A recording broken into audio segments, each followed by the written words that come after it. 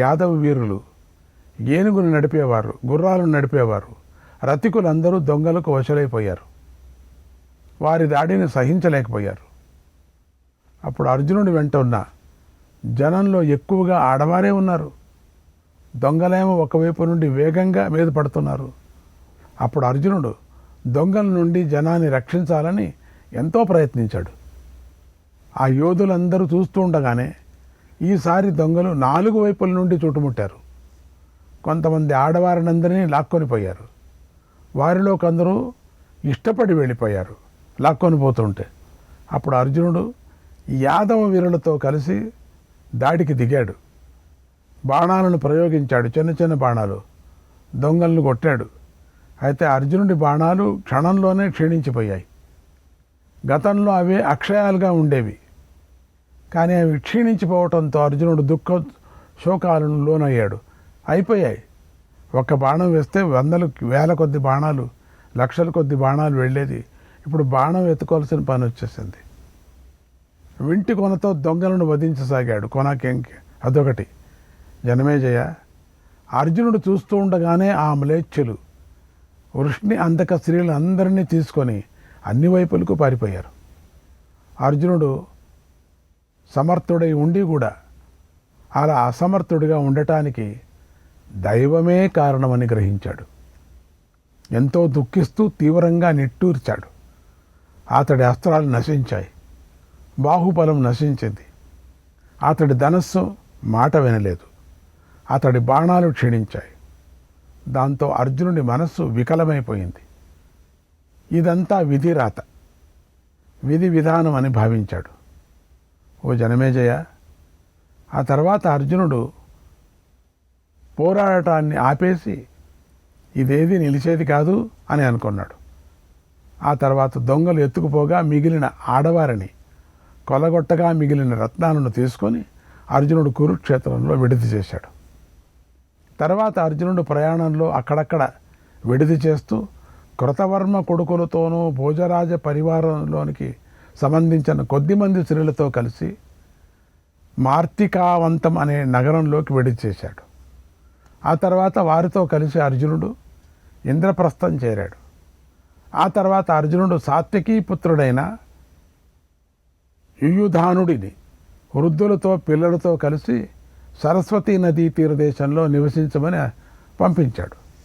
అప్పుడు వజ్రుడు వద్దంటున్నా కూడా అర్జునుడి వజ్రుడికి ఇంద్రప్రస్థ రాజ్యాన్ని అప్పగించాడు. తర్వాత అక్రూరుడి భార్యలు సన్యసించారు కూడా. రుక్మిణి, గాంధారి, శైబ్య, హైమావతి, జాంబవతీ దేవి మొదలైన స్త్రీలు అగ్నిలోకి ప్రవేశించారు. సత్యభామ అలాగే కృష్ణుడికి ఇష్టమైన వారు తపస్సు చేయాలని నిశ్చయించుకొని అడవిలోకి అట్లనే మాయమైపోయారు. అర్జునుడు తన వెంట ద్వారక నుండి వచ్చిన మగవారిని తగిన విధంగా విభజించి పరుణులను అప్పగించి వారిని వజ్రుడికి అప్పగించాడు. అలా అర్జునుడు ఆ సమయానికి తగినట్లుగా పనులన్నీ ముగించి ఎంతగానో బాధపడుతూ వ్యాసాశ్రమానికి వెళ్ళాడు. అక్కడ కూర్చొని ఉన్నటువంటి వ్యాస మహర్షిని దర్శించాడు. అన్నాడు వైశంపాయన మహర్షి. శ్రీకృష్ణాయ పరమాత్మనే నమః. 8వ అధ్యాయం. వైశంపాయన మహర్షి ఇలా చెప్తున్నాడు. మహారాజా, అర్జునుడు వ్యాసాశ్రమంలోకి వెళ్ళి ఏకాంతంగా కూర్చొని ఉన్న వ్యాస మహర్షిని చూశాడు. ఆయన వద్దకు వెళ్ళి మహర్షి పాదాలకు నమస్కారం చేశాడు. అప్పుడు వ్యాస మహర్షి, అర్జున, నీకు స్వాగతం, కూర్చో అన్నాడు. అప్పుడు అర్జునుడు ఎంత అశాంతిగా ఉన్నాడు. మాటిమాటికే నిట్టూర్పులు విడిచాడు. అతడి మనస్సు కలత చెంది ఉంది. అలా ఉన్న అర్జునుడిని చూసి వ్యాసుడు ఇలా అన్నాడు. ఓ అర్జున, ఎందుకు ఇలా తేజోహీనుడిగా కనిపిస్తున్నావు? ఓ అర్జున, నీ పేరే విజయుడు కనుక నువ్వు ఎప్పుడూ ఓడిపోయినట్లుగా నాకు తెలియదు. మరి ఎందుకు ఇలా బాధపడుతున్నావు? ఏం జరిగింది అన్నాడు. అప్పుడు అర్జునుడు ఇలా చెప్పాడు. మహర్షి, మేఘశ్యాముడు, శ్రీమంతుడు, పుండరీకాక్షుడు శ్రీకృష్ణుడు అతడు శరీరాన్ని విడిచి బలరాముడితో కలిసి పరంధామానికి వెళ్ళిపోయాడు.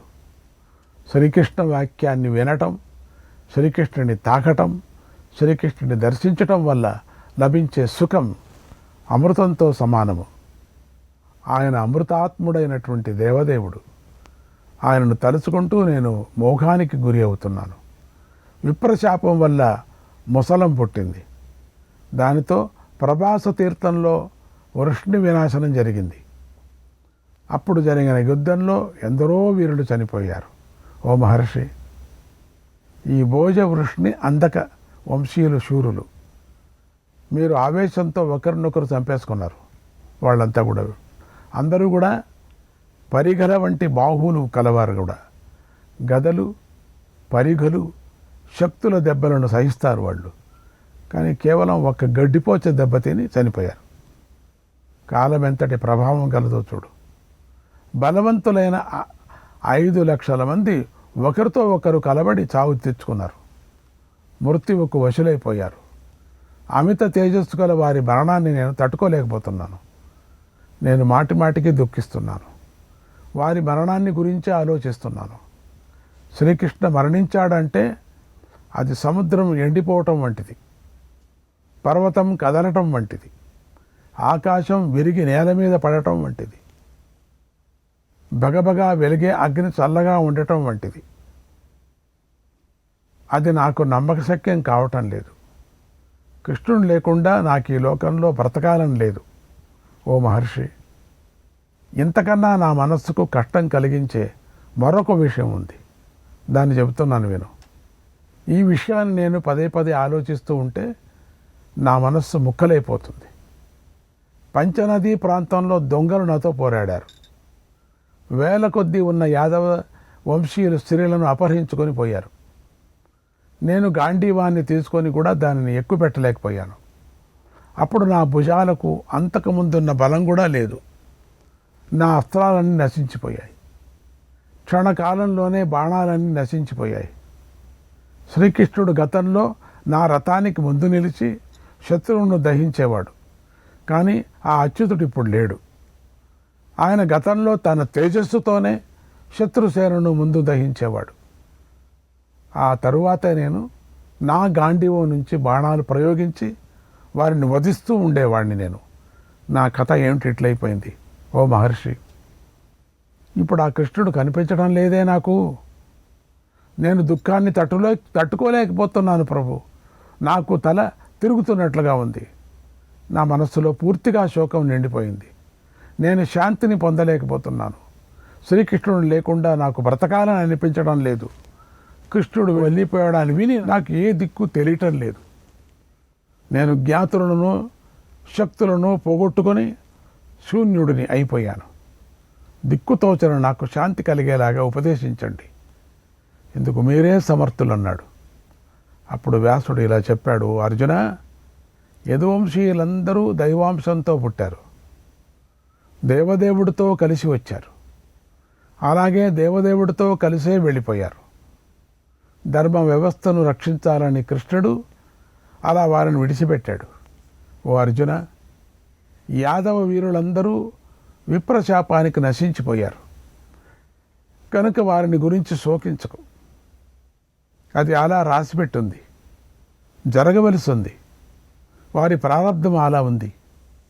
శ్రీకృష్ణుడు ఎంతటి కష్టాన్ని అయినా తొలగించగలడు, కానీ తొలగించలేదు. మౌనం వహించాడు, ఊరుకున్నాడు. లేకపోతే స్థావర జంగమాత్మకలైనటువంటి 3 లోకాలను కూడా శ్రీకృష్ణుడు తల్లకిందులు చేయగలడు కదా. అంతటి ఆయనకు ఆ మహాత్ముల శాపాన్ని నివారించడం చాలా సులభమైన పని కదా. అపహరించబడినటువంటి ఆ యాదవ కాంతలు కూడా తప్పు చేశారు.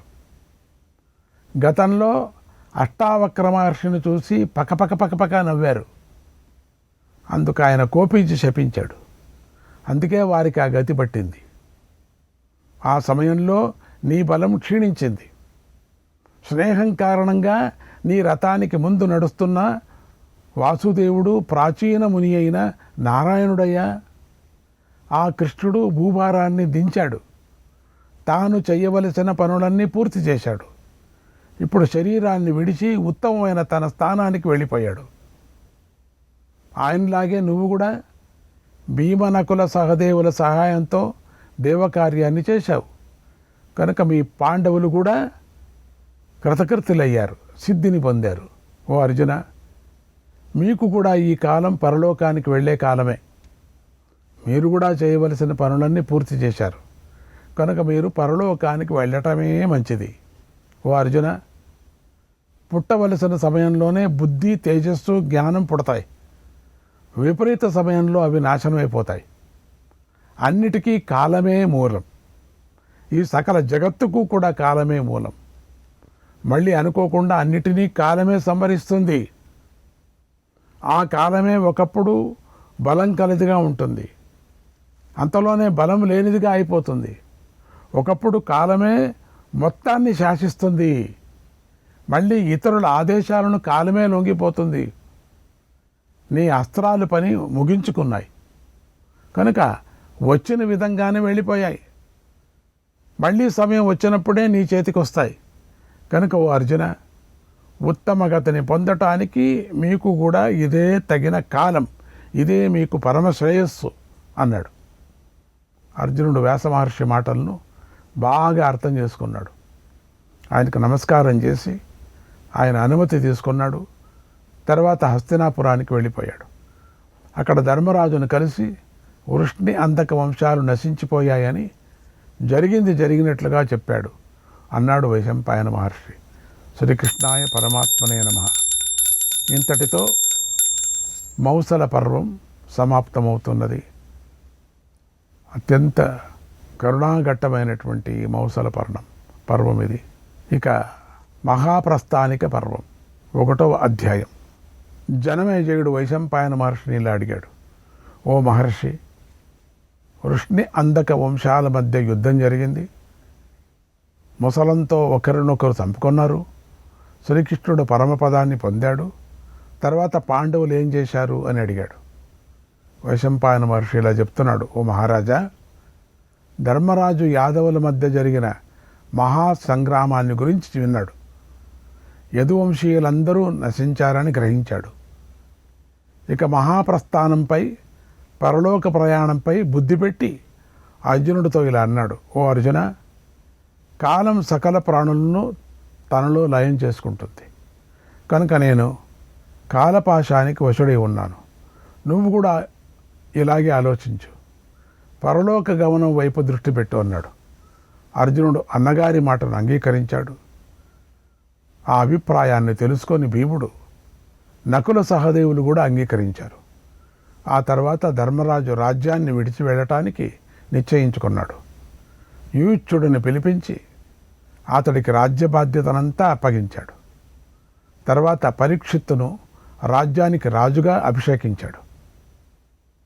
తర్వాత ధర్మరాజు దుఃఖిస్తూ సుభద్రతో ఇలా అన్నాడు. అమ్మా సుభద్ర, ఇప్పుడు నీ మనుమడే కురురాజు. యదువులలో మిగిలిన వారికి వజ్రుడే రాజు. హస్తినాపురంలో పరీక్షిత్తు మహారాజు. శక్రప్రస్థం అనే ప్రాంతంలో వజ్రుడు యాదవరాజు. నువ్వు ఈ ఇద్దరిని రక్షించాలి. నువ్వు ఎప్పుడూ కూడా అధర్మంపై మనసు పెట్టకు అన్నాడు. తర్వాత ధర్మరాజు కృష్ణుడికి, మేనమామైన వసుదేవుడికి, బలరాముడు మొదలైన వారికి సోదరులతో కలిసి జలాంజలిని సమర్పించాడు. వారిని ఉద్దేశించి శ్రాద్ధకర్మను చేశాడు. తర్వాత ధర్మరాజు శ్రీకృష్ణుడిని ఉద్దేశించి వ్యాసుడికి, నారదుడికి, మార్కండేయుడికి, భారద్వాజుడికి, యాజ్ఞవల్యుడికి రుచికర పదార్థాలను సమర్పించాడు. శ్రీకృష్ణుడు నామాన్ని కీర్తిస్తూ విప్రులకు రత్నాలను, వస్త్రాలను, గ్రామాలను, గుర్రాలను, రథాలను, స్త్రీలను 100,000 కొద్దిగా దానం చేశాడు. అనంతరం ధర్మరాజు గురువైన కృపుణ్ణి పూజించాడు. పుర ప్రజలతో కలిసి పరీక్షిత్తును ఆయనకు శిష్యుడిగా చేశాడు. ఆ తరువాత ధర్మరాజు ప్రజలు, మంత్రులు మొదలైన వారిని అందరినీ రప్పించి తానిప్పుడు చెయ్యాలని అనుకున్న విషయమంతా చెప్పాడు. అప్పుడు ఆ మాటలు వినగానే ప్రజలందరూ మనస్సులలో తీవ్రంగా కలవరపాటు చెందారు. ధర్మరాజు మాటను అంగీకరించలేకపోయారు. అప్పుడు, ఓ రాజా, దయచేసి అలా చేయకు. అని కోరారు. కానీ ధర్మరాజు కాలచక్ర పరిభ్రమణంతో సంభవించే ధర్మం గురించి బాగా తెలుసు ఆయనకు. అందుచేత ధర్మరాజు ప్రజాభిప్రాయాన్ని అంగీకరించలేదప్పుడు. గ్రామ ప్రజలను ఒప్పించాడు. వారి అనుమతి పొంది రాజ్యం విడిచి వెళ్ళిపోవటానికే నిశ్చయించుకున్నాడు. మిగిలిన పాండవులు కూడా అలాగే నిశ్చయించుకున్నారు. ధర్మరాజు, భీమార్జున, నకుల సహదేవులు, ద్రౌపది తమ శరీరం నుంచి అన్ని ఆభరణాలను తీసి విడిచిపెట్టారు. నారబట్టలు ధరించారు. యథావిధిగా పరలోక ప్రయాణ కాలంలో చేయవలసిన ఇష్టిని యాగాన్ని చేశారు. తర్వాత పాండవులు తమ అగ్నులను నీటిలో విడిచిపెట్టి నడక సాగించారు. గతంలో జూదంలో ఓడిపోయినప్పుడు వెళ్ళినట్లు ద్రౌపదితో కలిసి ముందుకు నడవసాగారు. వారిని చూసి స్త్రీలందరూ రోధించారు. కానీ తమ ప్రయాణం ఆ సోదరులకు ఎంతో ఆనందాన్ని కలిగించింది. వారు ధర్మరాజు అభిప్రాయాన్ని గ్రహించి వృష్ణి వంశ వినాశనాన్ని చూసి ద్రౌపదితో కలిసి నడిచారు. అయితే వారు నడుస్తూ ఉంటే వారి వెంటనే ఒక కుక్క నడిచింది. ప్రజలు, అంతఃపుర స్త్రీలందరూ పాండవులను విడిచిపెట్టలేకపోయారు. వారు నడుస్తుంటే వారు వెనకాలే చాలా దూరం వరకు నడుచుకుంటూ వచ్చారు. అలా ధర్మరాజు హస్తినాపురం నుండి ముందుకు సాగిపోతున్నాడు. శ్రీకృష్ణాయ పరమాత్మనే నమః.